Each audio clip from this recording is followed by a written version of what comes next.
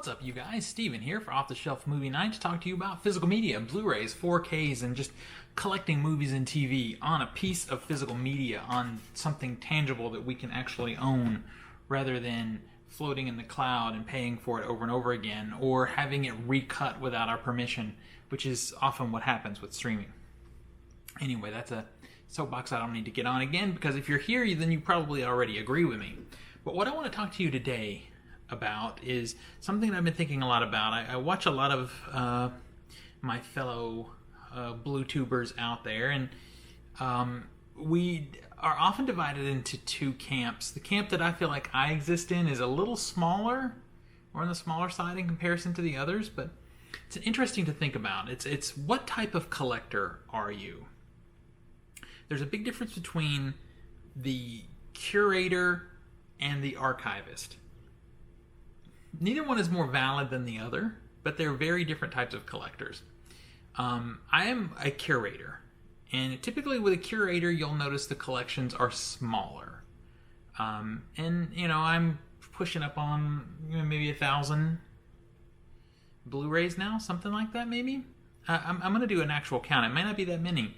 And I have extenuating circumstances. For those that follow the show know that I started this channel because I was going through the process of recovering things that were stolen during the build of this studio space. So there is that. So my collection did get depleted against my will. But, I mean, that's not what we're talking about today. So, to define the curated collector, in my opinion, the curating collector, the curator, for me, that is someone who doesn't just want to buy a Blu-ray of something. That is someone who wants to have a library quality version of each film in their collection. You want the best video, the best audio, the best bonus features that you can get. Now, sometimes that means buying a basic Blu-ray because that's the best that's out there. But you take a film, and we do some double dips on here sometimes where I talk about upgrading and that kind of thing. You take a film like Escape from New York. John Carpenter's movies have been abused this way in a huge, huge way. Or Halloween. You'll get like a really basic kind of crappy release, and then eventually you'll get something really good, something premium. That doesn't happen with every film. Sometimes a basic release is all you get, and that, if that's all that there is, that is the one that I will own. I mean, I've got a few things here, things that I just showed you guys that I just purchased. The American Scream. This is a documentary. This is a Blu-ray release. It's pretty basic, pretty bare bones, but it's the best this documentary's ever going to see. To be honest with you, when I found it on Blu-ray, I was shocked. I figured it would be a DVD-only situation. Inside Job, another documentary I just bought that's also the same. Basic release, but at least it's on Blu-ray. Again, if these had both been on DVD and that's it, then that's the way I would have owned them. But the point is, you're trying to get truly archived quality versions of these movies. I want to be able to look at a movie like this and say, it is in my collection because it cannot be viewed better on digital or streaming. You know? I mean, if the situation we have right now is Paramount has done this a few times to me over the past year. I feel like it's personal, but it's not. Where they'll put something out, like they put the Beverly Hills Cop collection out, and they put it in a standard Blu-ray, very slim on extras, and then they release higher quality 4K versions to digital, and that sucks. So then I have a dilemma. Do I just get rid of the Blu-ray and buy iTunes versions of the 4Ks? The answer is no, I don't, because of the situation that we've seen with Disney, where if they feel a movie has some aspect of a movie has been socially or culturally deemed inappropriate, then they just cut it. And while I believe in evolving culture and evolving society and doing better and being better people, I don't believe in destroying film history for that. So that's a situation there where the curator side of me has to step back and just say, hey, it has to be physical. That is the one thing that's across the board between the archivist and the curator, is it has to be physical. When I spend money on something, I have to own it, and no one can make a change to that because it is mine. Okay? So, the other thing for me as a curator is everything that goes into my collection. One, I have to like it. And two, I have to be willing and planning to watch it, rewatch it on a regular basis. You know, I look at it, every Blu-ray that I buy, I look at it and say, well, I watch this in the next year. And if it comes home with me, the answer is yes. So one, it has to be the best possible version out there. And two, it has to be something that I like and rewatch.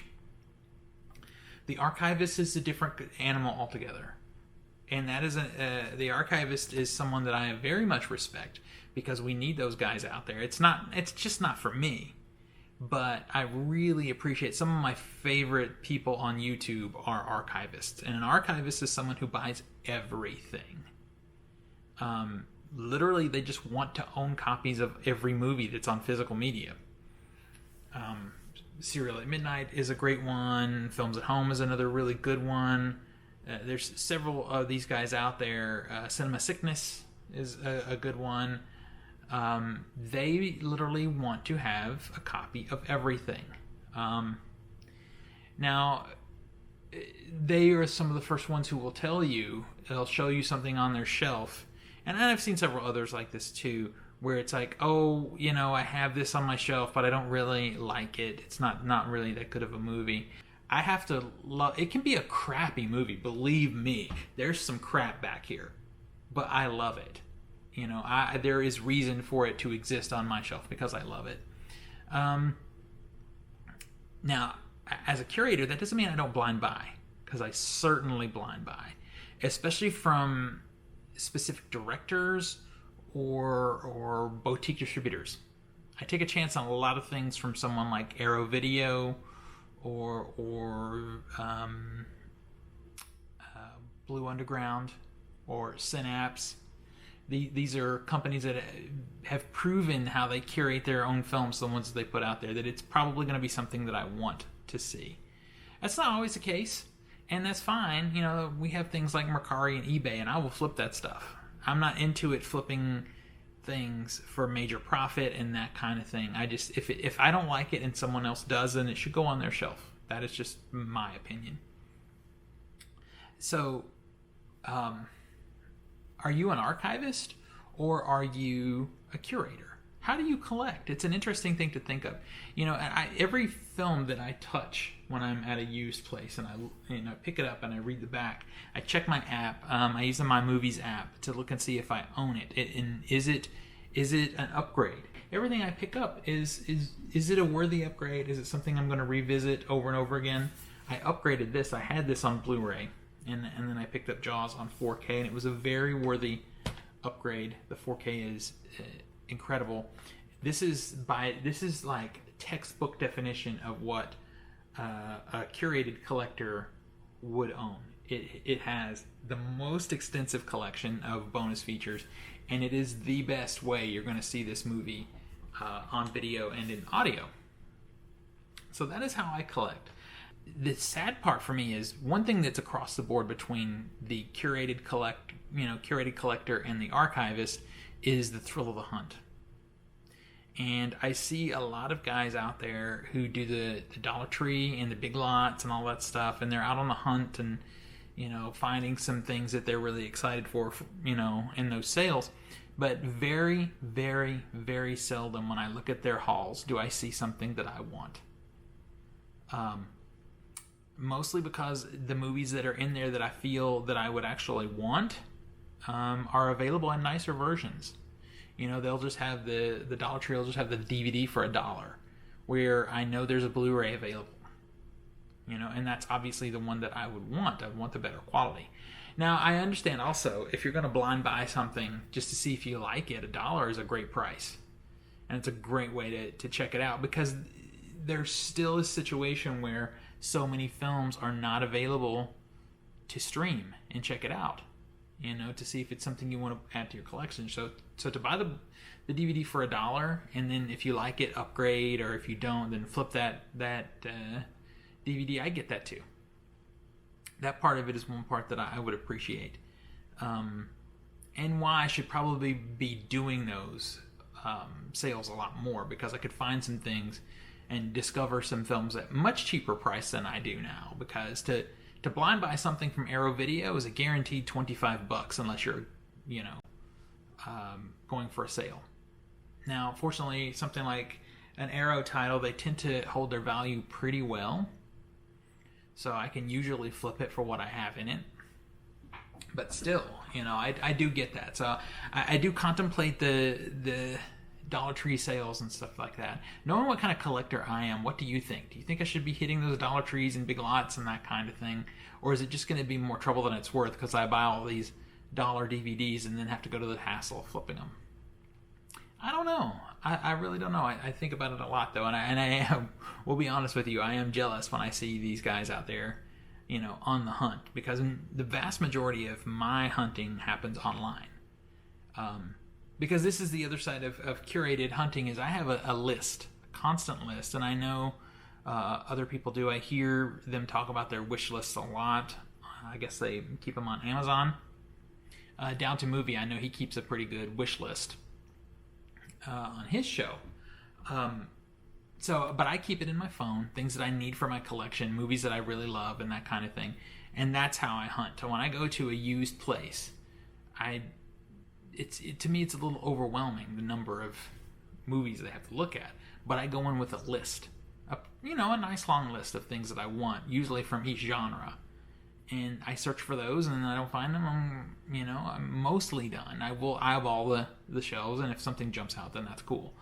But yeah, so how do you shop? Do you find a situation where you really, really desperately have to complete a line of films?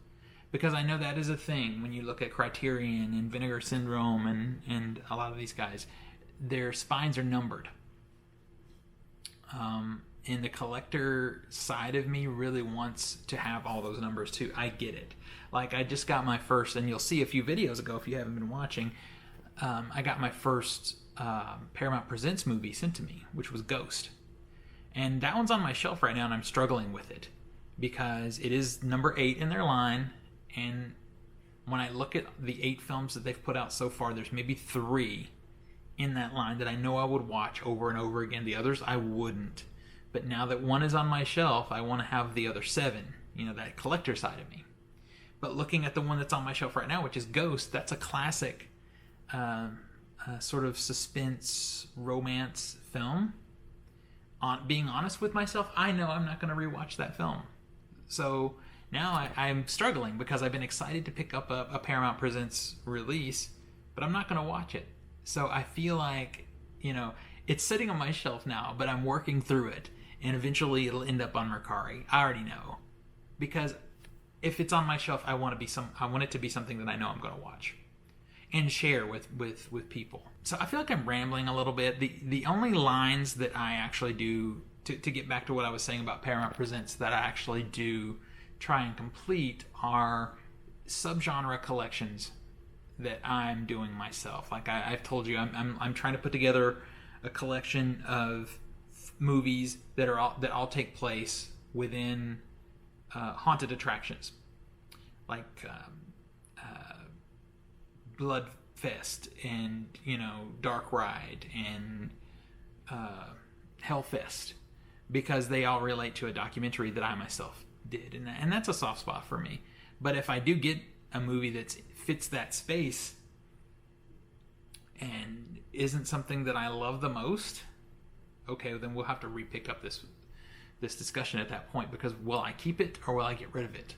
I picked up a few now that I'm about to watch, and we'll test the theory here soon, because I really want to have a cool collection of those to go along with my own personal documentary that I did. But if it's not good, does it stay on the shelf as a curator? I want people to come in and see my collection and be able to say to them, I love this movie, regardless of what they pull off the shelf. So tell me how you collect. Let's talk about it. I would love to have these conversations with you in the comments below. That's really all I have today. I got more things coming. I got some cool stuff on the way. I can't wait to unbox the Midsommar collection. It should be shipping to me today, so hopefully in the next handful of days we'll have that to open up, and I got a lot more things coming. So until next we meet, pull something cool off the shelf, share it with your friends and family, and remind them why physical media is the best way to watch films on TV. I'll see you soon.